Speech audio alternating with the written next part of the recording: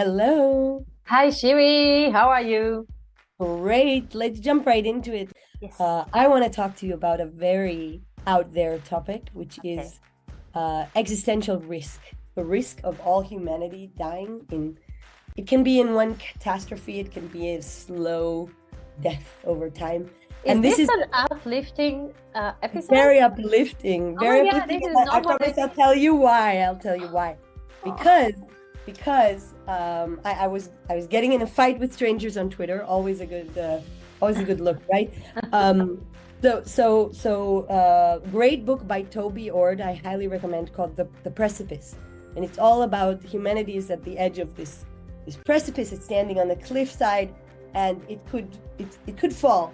But here's the uplifting part: is okay. if we believe that there is some likelihood, even a very low likelihood, of all humanity dying out, and we do something that mitigates that risk, that lowers it even a tiny bit, that action can be incredibly powerful. And here's the math nerd brain. Hear me out Okay. on this, right? So in probability, in statistics, in math, we talk about something called expected value, right? So the probability of your outcome times what you expect to receive. So when you fill out the lottery, why is the lottery not a good use of your money in theory? Because the chance of a payoff is exceedingly small, and the reward is very large, but not large enough to cover the cost of your ticket. So when you multiply the probability and the reward, you get something called expected value.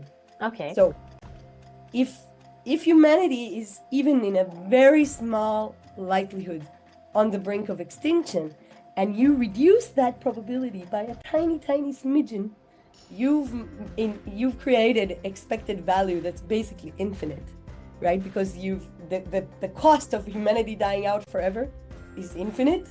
So Give me an even example. Make it all right, simple so I'll example. be So able the, to. the very Hollywood version is AI takes over the world. It's like the Terminator, Ex Machina, and all humanity dies because AI is catastrophic. I think this is not a very likely scenario. There are others, right? All out nuclear war, runaway climate change, which is, by the way, is not the same as regular climate change, right? We're talking about like 6 to 8 degrees increase in temperature that would You call kill. it runway? Runaway? Yeah, runaway. It's not my term, but yes, Okay. runaway in the sense that it's not like a few degrees. It's not 2 to 4. It's like 6 to 8. Okay. And if basically the whole Earth goes 6 to 8 degrees warmer, we're all gone for, right? There's not much we can do. So these are examples. Again, I'm not saying doomsday, we're all dying tomorrow. No, definitely not. I'm just saying there are small, very, very small chances of these things happen. So why did I get in a fight? It's actually not a stranger. It's a colleague of mine who I really like, Talia Ringer. But I mentioned that I've been working on this problem called AI alignment, right? So can we bring this very powerful AI that's being developed, ChatGPT, the Sydney, the chat, the Bing's engine, and in general, all of this powerful AI, can we align it with human interests? And this is a problem that other people have mentioned. I didn't come up with it myself. Most of the people working on this problem are sort of like math nerds.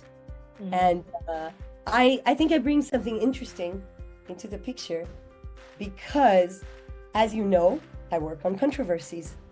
So when people say align with humanity, it's like, well, which part of humanity? It's not like the humans have figured out what our values are and what our goals should be. So anyway, tell me how bizarre am I sounding to you? How weird is all of this? Okay, if we really want to send people away with a good, optimistic take from this, while you fight your way with your colleagues on Twitter, please give us a call to action, a take, and ask. Tell us what to do. Oh, what is love that it. tiny thing that I could do to stop this? Because we're downhill and it feels like that. Temperature-wise, wars, people are angry, countries are at each other's necks. So, So I would say enlighten me. educate yourself. So Google X risk the letter X or the word existential risk, and just read it and make up your own mind, right? Don't believe me. It took me quite a while to come around to this opinion. It sounds very doomsday and very far-fetched to most people. But I gave it a lot of thought, and I decided this is something that I think is worth my time. So do the same. Read it, look it up, read it, and make up your own mind. Is this a crock of bullshit, bunch of Hollywood scaremongers, or is it something that is worth, seriously contemplating? And then I think that the next action might present itself to you, to anyone, because you might decide, well, this is the cause that I'm most concerned about of the possible risk factors. So Toby Ord's The Precipice is a great book. I wrote a paper this past August. It was called AI as a risk factor for existential risk. And, in that paper, I say, actually, I'm not as worried about AI being like human-like in its intelligence and taking over the world. I'm more concerned about AI embedded in social media, in civilian war, and exacerbating the other risks.